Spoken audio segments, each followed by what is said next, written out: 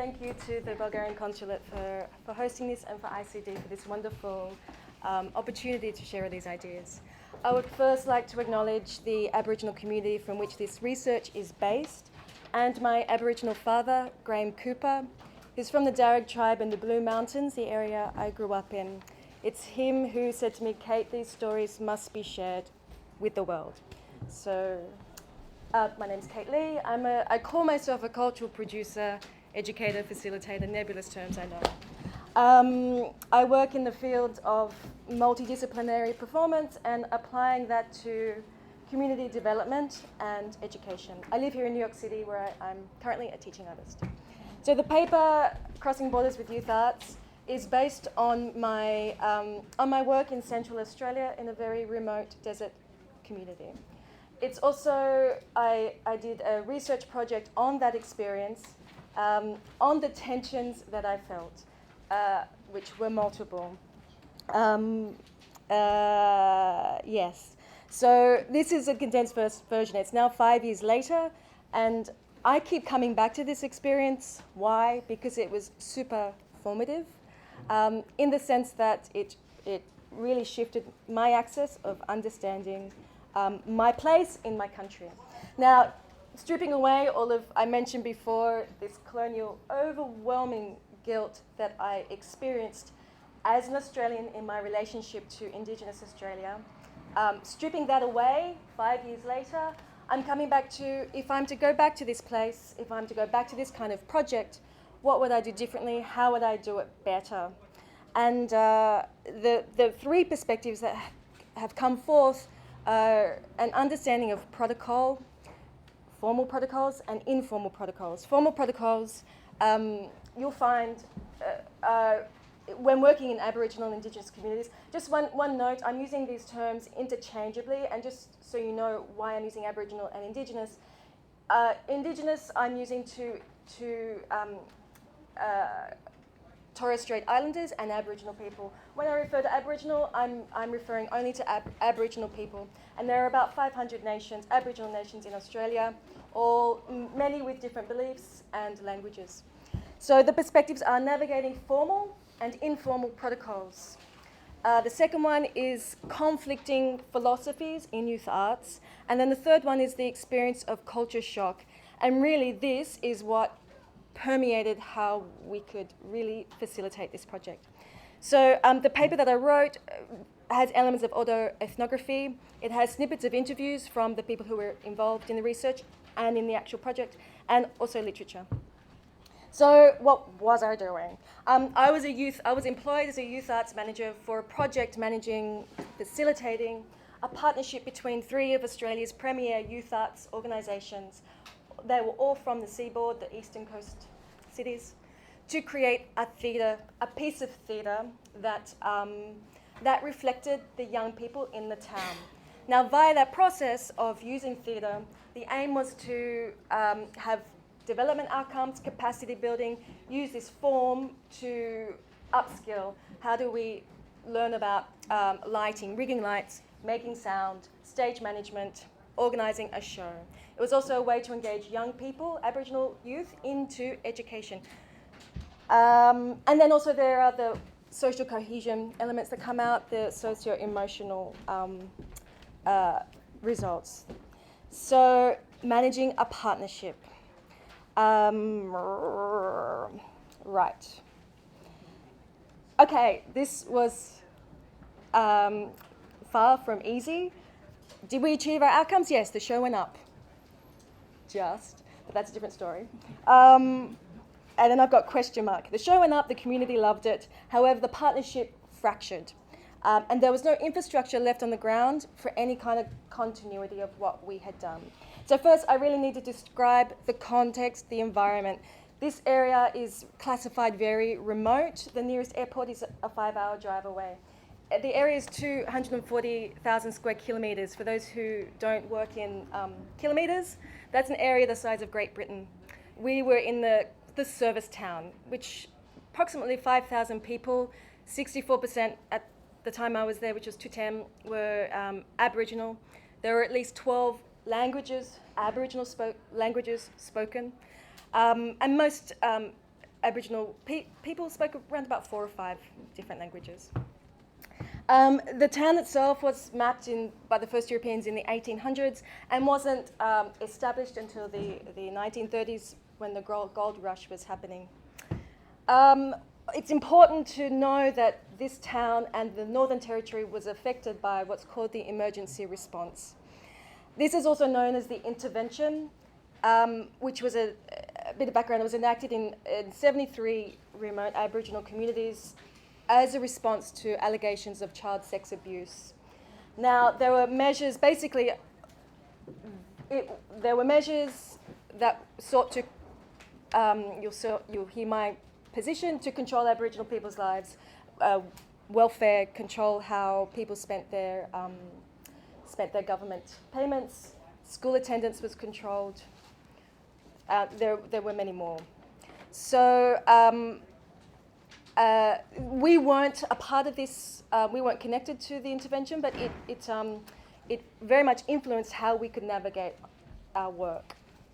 For example, if kids weren't in school, and if they were doing our program, and if the school wasn't notified, their parents or their carers could be deducted government payments. Okay, so I was working here, and I was managing the partnership and the artists who were coming in for, say, 2 weeks at a time. They were working with music, dance, creating theatre, and puppetry, all to collaborate into this theatre project. Pardon me. Okay, so let me start with protocols. Within the town, the Aboriginal Council had cultural orientations, and then our organisation also conducted cultural orientations, and it was always ongoing. So one of the points that I make in my paper is this line between formalised and unformalised protocols, and that knowing them, and I use this word corporalised, it's so academic, embodied, lived, knowing. I couldn't explain, you could do a pack for artists coming into the area and say, generally you don't look Aboriginal people in the eye, generally you don't shake hands, listen, as we heard yesterday. Don't jump in on top of words. Yes or no, be comfortable with ambiguity and not having a yes or a no. I could put this in a pack, a welcome pack. However, it's not until coming to the town and living it and living all of the nuances that one understands what these unformalised protocols are and how they affect the work. Yes. I give an analogy in the paper of being in the town for 6 months, and I was in a forward drive with some ladies from one of the outback communities. We're going to the art fair, and the ladies were singing through the landscape. And you may know that Aboriginal heritage and connection to land is often done via singing. So the ladies were singing as we were passing the landscape, and they elbowed me in the ribs and said, "Look at that flower." And I was like, "What?" And I'd seen this flower before, but it was 6 months, and it was the first time I really saw the flower. It took me that long, 6 months of living full time. And that was just one nuance. So I'm talking about people who are coming in here for 1 week, 2 weeks. Like, time, it takes time. So protocols embodied, scrolling iPads. I want to talk about now the notion of culture shock, which is actually something that came to me back as I was reflecting on this experience. And there's not a lot written about culture shock. There's not a lot written about culture shock, and there's not a lot written about culture shock within one's own country. So some of you may be familiar with the U-curve, the 4 stages. The first stage is the honeymoon stage. The second is the tension of not understanding the signs and symbols of a culture. The third stage is starting to come to terms. The fourth stage is developing relationships and accepting. In Australia, and the only literature I found was related to healthcare, many people live in that second stage, and it creates relationships where there's antagonism from the person who is in that, who's the outsider coming in, And then antagonism from the other side, because promises aren't fulfilled, because there's antagonism going on. We all react to this. So it affects the work. I just wanted to give a definition of culture shock, and it's from Oberg in 1954, which is kind of what's used today. The anxiety that results from losing all familiar signs and symbols of social intercourse. Hearing a lot of conversations today about identity. It's interesting. So just to note, the artists who were coming in were all at different phases of this U-curve. Some had been working in the community for years. Some it was their first time. Not only that, I had my own relationship of what was going on and where I was in this. So underneath all of this kind of tension of the environment were differing philosophies in youth arts practices. We had one organisation that believed in the practice and the process as being organic, self-emerging, intuitive, and artist-led. We had the company who was driving the theatre project, we were doing theatre, who believed in the formal structure of theatre. So the particular processes that you go through, anyone who works with theatre, there's a particular structure. And they clashed. There was the association in this hotbed, this environment, of the theatre process as being top-down, having those colonial.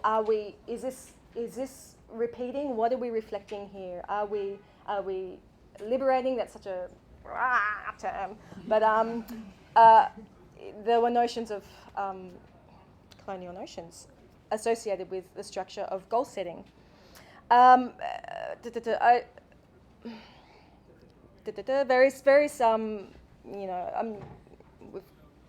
We've had many people talk about intercultural theatre. I have here Baruka, I don't know if I'm saying his name correctly, I'm sorry, who says that no matter what, the Western process, the Western body in the intercultural exchange is imbued with the power structure, and that it is context-based, but that is within the body. You have other artists, Latrell, who says, stop victimizing. I think that there was somebody here who said, why is the other always put in this victimized position? In Australia, it's actually really hard to find literature about this dynamic, and there it comes into performance excellence versus community development. So are we doing community development, or are we doing performance excellence? What's the goal here? And in our country, we want more Indigenous representation in our media, in our arts media. So we're balancing having people, Indigenous and Aboriginal people, trained in these art forms, which requires a particular rigour and a particular structure. So